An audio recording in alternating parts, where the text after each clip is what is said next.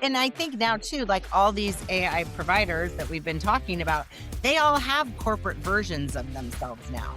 So it's really like, what is it I want to tackle first? What is the outcome I'm trying to drive? And then what's the data sources I need? Because the prompt that sits on top of it, that's the easy piece as far as I'm concerned.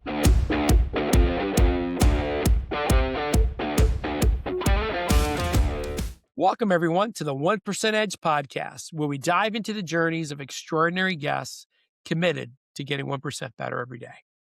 Today's topic, the hidden truth about AI. It all starts with data. And to help us out with that, I'm excited to have Ann Davis, Senior Vice President of Sales at Crunchbase. Welcome, Ann. Thanks, Carlos. Great to be here. I'm excited to have you. I've been looking forward to our call. Good. Me So too. I try to do a little research ahead of time and think about this thing. So everyone talks about AI transforming business these days. But you often hear the phrase that AI is only as good as the data behind it. What does that actually mean in practice from your experience? So in my experience, which is rooted in, 32 years of entrepreneurial technology sales, just coming off of a 3-year stint with Looker, followed by 5 years with Google Cloud, focusing on data and AI, is that you can go out to any of the public AI solutions, Claude, ChatGPT, Gemini, feed them the same prompt and get a completely different answer. So that is sort of a clue to you that the data sources that they're using, which is all predominantly public information, there may be variations to it. And different solutions are going to do different things and they're going to produce different sort of hallucinations. So in our business, being accurate with the data that we're providing is exactly the business that we're in. So we have to make sure that the responses that will get produced when Crunchbase data is used, because these are what's going to lead companies to make decisions about investments, mergers and acquisitions, et cetera, et cetera. So it becomes a little bit more amplified when you're talking about private market data intelligence that's not readily available. Got it.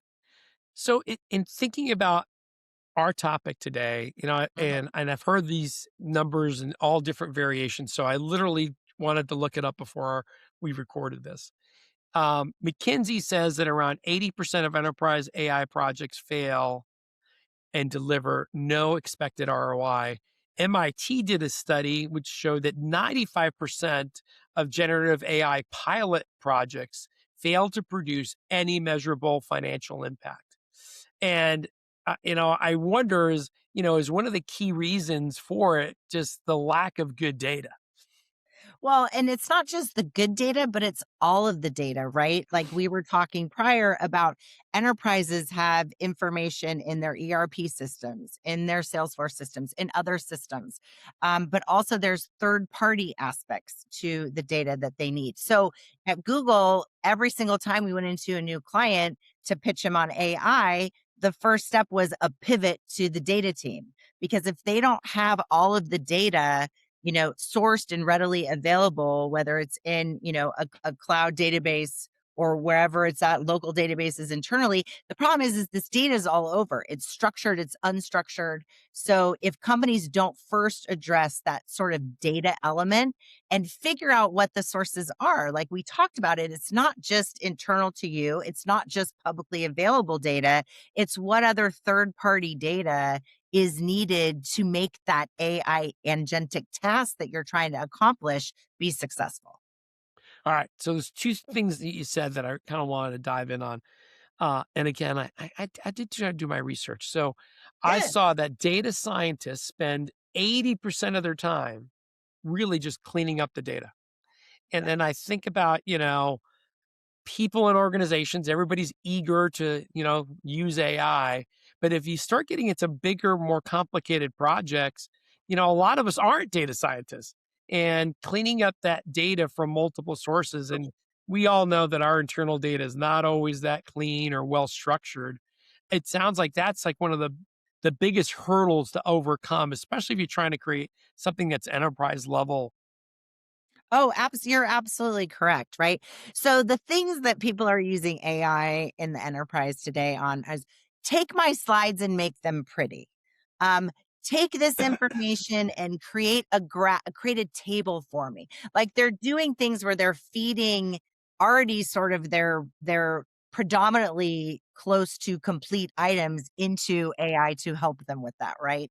They're not getting show me the top five grossing startups that I should be in looking at to invest it in the bio space or in the AI space.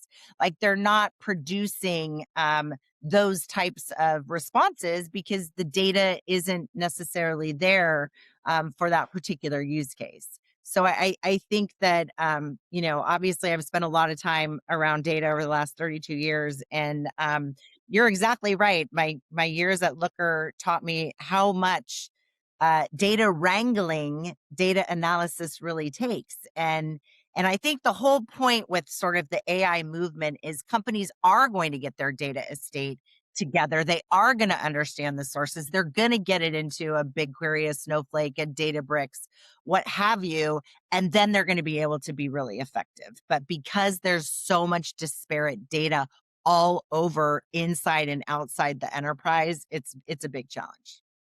I was laughing there for a second because I call myself an AI toddler sometimes because I am that person. Like, hey, I just wrote this. Can you rephrase it for me? Yeah. Um, and I mean, it's amazing because it's like having this great assistant that doesn't judge me. Like that Yes. was stupid. You wrote that horribly. You know, it fixes my spelling, it organizes my thoughts. But you're right; it's so rudimentary. And then I think about organizations, and in some organizations, you're just trying to get people to be AI aware, Yeah. right? To Exactly. start taking their slides or thoughts and putting it through AI and refining it, to start Yeah. asking questions of AI about, just basic company research that's already public, but either, it's too hard to go look at all the sources, right? Yeah, exactly. Eh, And I think for especially for sales, like, we're both in sales and have been for a long time. Like the whole account researching and, territory analysis, like it's really great because it's going to show you all the public stuff, but what it's not going to show you is all the private, items that are not readily available. And that's where Crunchbase sort of comes in to complete that picture for salespeople. it's funny. We used to, well, we have this class called business acumen because a lot of Mhm. times the organization, like, Carlos, my team doesn't even understand business and they're selling into business. Like, okay, so I got this course, business acumen. Someone on my team will deliver it. And we used to give them to start doing this 360 report where they would literally go out and the phrase was just Google it and go find those financial informations in book. Now it's, hey, don't waste your time. Here are the prompts that you could put into any AI and it'll give you the data and the source. And then I want you to validate it against the source to make sure there's no hallucination. But it is so much faster and easier than it Yeah, used to be. imagine being able to upload your book of business and get your territory mapping around the companies that you should be focused on because they're growing, they're raising funds, they're looking to IPO or be acquired versus the ones that are close to a layoff, that are going to be out of business soon. Like, don't waste your time on these. Getting that in 5 minutes when normally salespeople will spend the first 6 weeks of their job trying to do all that manually, even with the leaps and bounds that you're talking about, using AI for the account research, which is Yep. fantastic. It's like, I can't even imagine getting that in 5 minutes. I would pay 5 grand for that if I was still in IC. Which is kind of leading into my next thing because I kind of think about being an AI toddler and you kind of use it for these kind of simple queries. Uh-huh. Then you use it a little bit more advanced, like account thing, but it's still basic. Yeah. And then I kind of go to the other end, which is like, and I love your thought on the use cases that really do deliver a value. So, like for example, when you look at research that says it didn't deliver any ROI, I think some of them is because they're just not really well thought of. Like people don't just need to be educated on using AI as a tool, which is like, you can do anything. They need to be given use cases. So I think that, like, for example, we should provide them dashboards by territory that do pull in all that information that's already useful for the reps. So instead of, hey, reps, learn to do prompts and go get, and then develop your prompts and then go get the data. Like, forget all that noise. Just give them the data. Give them a dashboard that they can AI query against that shows them, hey, I'm in this territory. I want to look at these companies with these attributes. And then it's going to be a lot more of a productive project because we've already thought through the data sources and the queries ahead of time. Correct. And that is, I think, one of the number one focuses if I was leading RevOps or go to market at a company that I would be thinking about is like, how can I do all that busy work in advance for my AEs? Because again, salespeople have one asset, time. And that's their most Yes. valuable asset. And they only, there's only so much of it in a day, right? So if we can point them at the accounts and the reasons why they should be going after them and the positioning of our product based upon where this company's at in its growth rate and the ones to stay away with, like that's where we've seen, we've been able to grow companies' pipelines by 50% in 6 months and top line revenue by 25%. Like it Wow. sounds so simplistic, but when you actually have done it and you've seen the results and you have your customers coming back and reporting how successful they've been by simply doing that, like it just seems like, why is everybody not doing it? It's funny, it's not funny, but when you think about time, and I agree with you, there's all these other studies that talk about how reps are only spending 25% of their time actually selling, right? The rest of the time, they got all these internal systems and processes. And we've all seen this, like the tech stack. It's like, a NASCAR. I mean, there's more products thrown at these reps than ever before. And heck, they're still trying to figure out CRM. Yeah. I think the ones that are smart are automating a lot of it. Like, Oh, yeah. I mean, a simple case, like you have a call with a prospect and it automatically creates, the summary.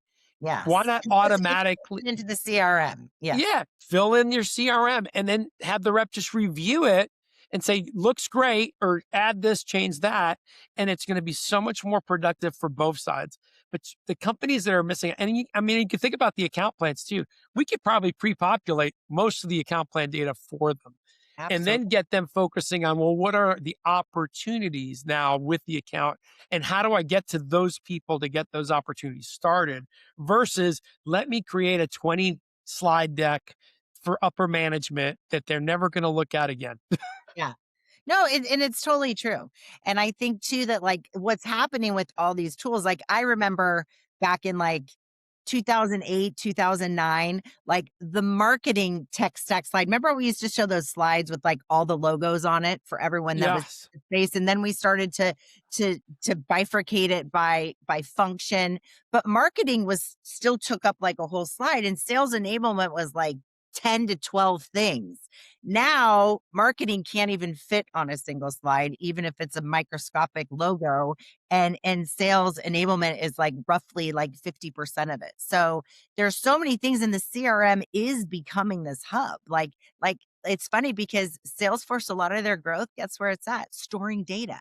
Because they're this now hub of all of the activity that's happening in Gong is going to get posted back to Pulled Salesforce, in. and all the stuff that's going to be happening over here, it gets posted back to Salesforce. So it's really transitioning itself from being the tool to drive the sales process and report on it and service the customer to being, guess what, a data hub. So for sure, Salesforce is one of those areas that for any agentic AI that you're going to put, it's going to have to sit upon that. But you can at least get to a lot of other systems by just looking at Salesforce because of all the integrations that they've done for the Yeah. data. So when we think about like those use cases and the best ones I've seen, are the ones where, hey, all right, so we're pulling in CRM data, we're pulling in, let's say, ERP data, ordering data, but then we're also pulling in third party data, like, for example, from your systems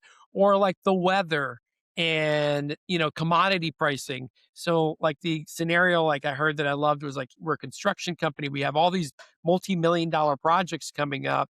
And, in certain time frames that we need to deliver it in, wouldn't it be great if we had a dashboard that showed us some risk factors like, hey, and we have 3 projects coming up over the next 3 months. They're going to need X amount of copper. Copper's trending up. If we just accelerate our orders, we could save millions, Yep. right? Little things like that, which would take an MBA, looking at multiple reports, pulling it all together, having the thought process to look at copper and checking it out. Now we could have an AI do it for us. Hmm. Yeah, And it's super exciting. I I I do. really I really think that every enterprise is looking at AI in so many ways. I mean, the easy lift ones are the ones we already talked about, and then obviously the whole engineering programming side of the house is growing leaps and bounds with AI, and they're being able to get there. But it's more about the ones that are going to help drive the business, right? What are the two ways to grow a company? You grow the top line revenue, or you cut the costs or the expenses of the company, or you do both.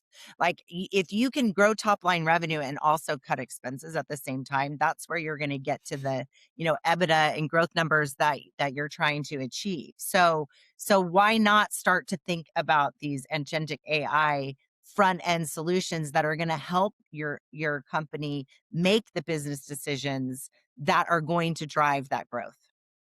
Okay.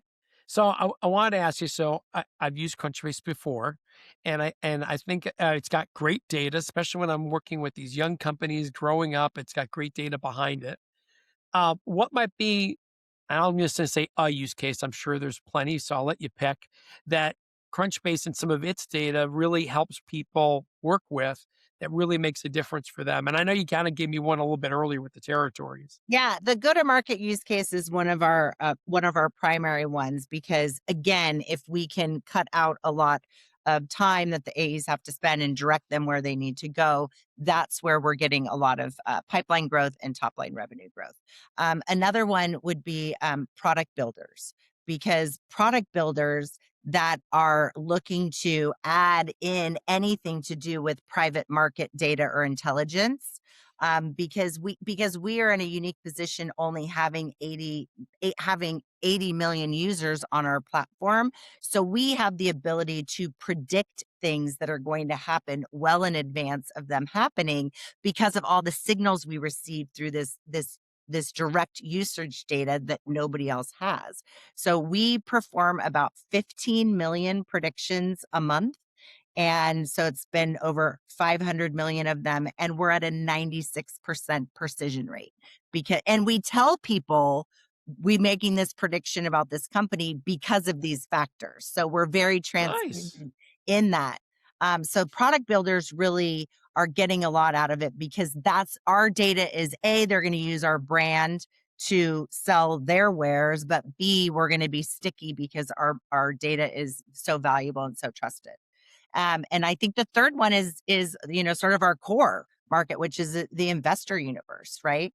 VCs and PE firms. It can be corporate M&A firms, because again, this is access to data that nobody else has. So if you have the ability to be having AI sit on top of this data set and being able to ask it questions about private market intelligence, which, oh, by the way, private markets make up about 65% of the NASDAQ, in terms Wow. of total market cap.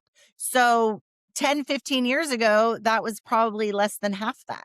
So it's just become so much more. Companies are staying private that much longer. And that's why this data has become so valuable, and why I left Google Cloud to come here. Sounds like a great opportunity. They're Yeah. lucky to have you. Thanks. Uh, One thing that I'm thinking about my neighbor. So my neighbor's a retired executive, and we talk about AI every now and then. And he brings up, well, what about the hallucinations, or what about the biases that sometimes are built into the AI? And I'm just wondering, from your point of view, how should companies think about a possible bias or false assumptions that might be built into their AI when you're using it on top of data? Yeah, I think that's a really good question. And you will get sort of differing answers depending upon who you ask. Obviously, 5 years at Google Cloud, I think Gemini is the best one out there and has like the lowest hallucination rate. And in fact, I'm working with a partner right now that switched from ChatGPT to Gemini for their third party product, and they were able to reduce hallucinations by like 36%. But I think it's Wow. just recognizing and understanding that they're there and not taking the especially if you're using it for sort of strategic decisions, business outcome driven decisions. You just need to validate it with other sources, right? I think most of the use cases that we already talked about, where people are providing some sense of data and getting feedback, the general sense is what they're getting is good enough. But if it's like mission critical decisions or business outcome related, I would just say check another source and make Source. sure that it's good. Yeah, and I've been a Chat GPT user for a while, and I'm thinking about switching. And it's nothing that I'm not satisfied with what I got, but I was like, well, Yeah. maybe I should try, Claude or Gemini or something else. And Claude's supposed to be a better writer, so maybe I'll sound more intelligent if I use Claude. Or hey, Gemini is supposed to be better connected to all the Google stack, so maybe that'll be better. And I haven't made the switch yet. I'm like on the fence. But I think you're sort of right, is that what's gonna happen is I think these products are going to emerge into certain categories because they're never gonna be built on the same data set. That's just sort of impossible. And in the corporate environment, obviously, the data that the corporation is using, with they're combining what they have internally with what they're procuring or bringing in externally, it's all gonna be different, right? So I think they're going to develop almost like some AI swim lanes that says ChatGPT is really good for X, Y, and Z. Gemini is really good for ABC. Claude over here is good at this. And that people are going to start to just navigate between them. And we're working with partners that are like AI aggregators where they'll go check all of them. That's where I think there's going to also be a lot of growth Play. in the marketplace with these companies that are just trying to be that interface between them and whatever third party data source or AI provider you want to select. Yeah, earlier you were talking about sources. I was watching the news one day. Not I don't recommend it, but I was watching the news one day, and this person on the news reported the stat, and I go, that doesn't sound right.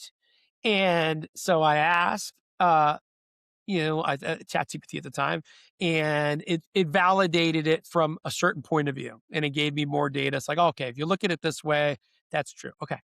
A month later, I was telling someone over a beer, and they go, same thing. That doesn't sound right.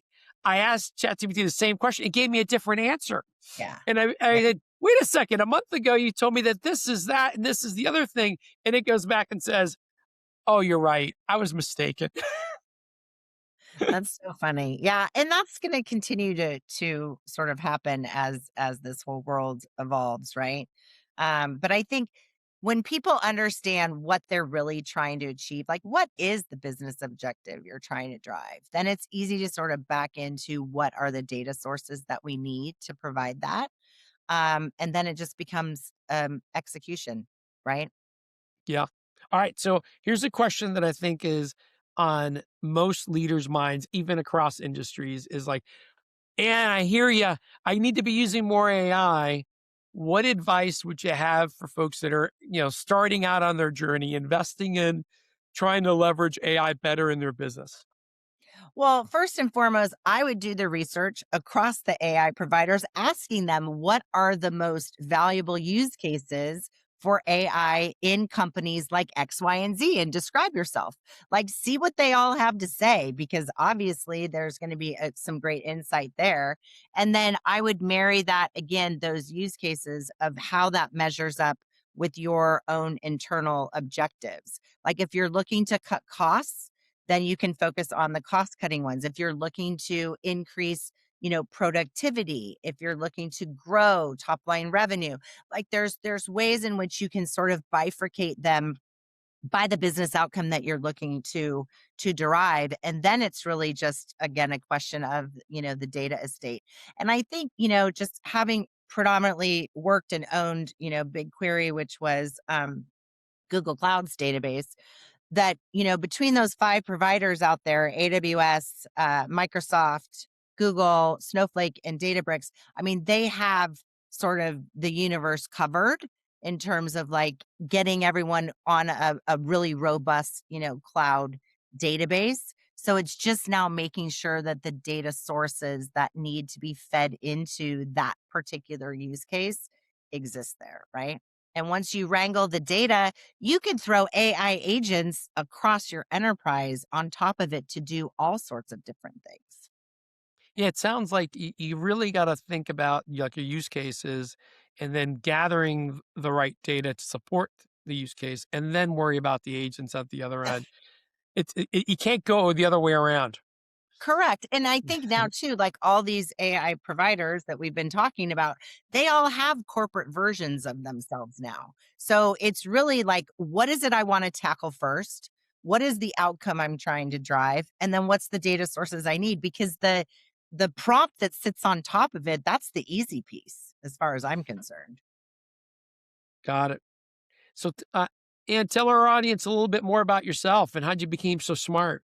Oh my gosh. Well, I don't know about that. Been in tech sales for 32 years. I was a serial startup person where I would go in and wear multiple hats and really drive companies from, zero to a couple $1,000,000, well up to over 100. I've had one IPO, 5 acquisitions, and 1 failure that, I probably learned more from the failure than from the other 6. And most recently had landed after being a VP of sales at Looker, which is a data analytics software solution, being acquired by Thomas Kurian at Google Cloud for 2.6 billion on a 100 million run rate. Spent 5 years there because I was little handcuffed with my stock and started thinking about, is this how I want to go out? Like, is this what I want my be all end all career to be? And it's a highly political place, as most large companies are. And I had been a serial small company person. So when Crunchbase came a knockin', I seriously thought, wow, this is really interesting. And the reason why I joined them was a couple things. One, they owned a piece or a function of data that is proprietary that nobody else has. So I saw that as being basically like the gold data cloud in the sky, and that it's really just more now about distributing it. So spending a lot of time getting our data embedded anywhere and everywhere where it makes sense to partners and to companies that can help them drive their own objectives, which is predominantly around those 3 use cases that I mentioned, which is the go to market use case where we can point people to the right companies at the right time, which helps them grow pipeline and top line revenue. It's the investors so they can see where the next unicorn is going to be and get there ahead of their competition. And then thirdly is the product builders. So super excited to sort of help the company grow. Like everybody knows Crunchbase. We have a great brand, and just really sort of escalating our move into the AI space with the valuable data that we provide. And that's what this is going to be my swan song. It's my last one. What? You've had a great journey so far. I was going to say, if I was looking for a gig, I'm just going to follow you to the next one because your odds have been pretty good. Yeah, 6 out of 7 isn't too shabby. It's amazing. Yeah. I mean, you could point anywhere I used to live in the Bay Area. You can point anywhere in the Bay Area and they're like, yeah, I'm 0 for 3. I'm 0 for 4. I'm 0 for 6. Well, there's so many there. I never worked for a Bay Area company in all of my career. I worked for a lot of East Coast companies, believe it or Maybe not. that's the trick. Yeah, it was like they weren't, super. Yeah, there's so many more there used to be in the Bay Area. Um, but now there's sort of everyone's all over the place, all over the globe now. We do a lot Yes. of work outside the US, which is great. Yeah, I mean, you're right. They're all over the place. It's like, for example, I worked for an Israeli company years ago, and I was shocked how many companies come out of a postage stamp country. I mean, nothing against Yeah. Israel, but I mean, they have got so many tech startups coming out of there. It's amazing. Yeah, I believe it. And I mean, it's all over the place. So, hey, if people want to get a hold of you, what's the best way for them to reach you? Oh, DM me on LinkedIn. I will always respond. Excellent. And my closing question, what's your 1% edge? What are you working on these days to get 1% better? Well, mine is one that's more something that I found early in my career that the more people I have been able to teach this, the better. But sales is a project that has to be managed, and if you can find that internal champion that can be your counterpart to be your internal seller for whatever product or service you're selling, where you guys are working lockstep through the management team, getting the sign-offs, working procurement. They're coming back saying, "Hey, how do I address this? Help me with that." That will get you so much to the end zone faster than anything, with the addition of simultaneously selling any of the tasks in your project plan, which is your sales cycle that you could be doing at multiple stages. Yeah, I'm a big believer that sales is a team sport and it's across the internal side too. Like, for example, in January, I went to a client and we had their CEO, their head of product, their head of service, CMO all at the meeting. And Mhm. part of it is like, this whole idea of having a common language called value selling is not just for sales. In fact, I wish we could rename it something else. Yeah. But the data that we're talking about, everyone in this room is dying for. Yeah. And if we just True. get on the same page, with what it is as far as a simple structure framework, then we can all push each other to talk that same language and drive for it, right? And Yeah. then, and you think about having different relationships with different customers and partners. So now we're kind of working together to get there. So I'm a big believer it's a team sport. And if you can get the Yeah. right team members, it's amazing what you can accomplish. Yeah. Absolutely. Thank you so much for being on the podcast. I really appreciate it. Oh, thanks, Carlos. I enjoyed it. Thanks for having me. Our 30 minutes went by fast. So thank you. It's been an enjoyable conversation. Yeah. Thanks, Carlos. Great. All right. So well, finish it off with, all right, folks, thank you for watching this week's episode. I really hope you got some value out of it. And if you did, please comment back. I'll answer any questions. Subscribe. We would greatly appreciate it. And until next time, I wish you nothing but the greatest success. Thanks again, Ann. Thanks, Carlos.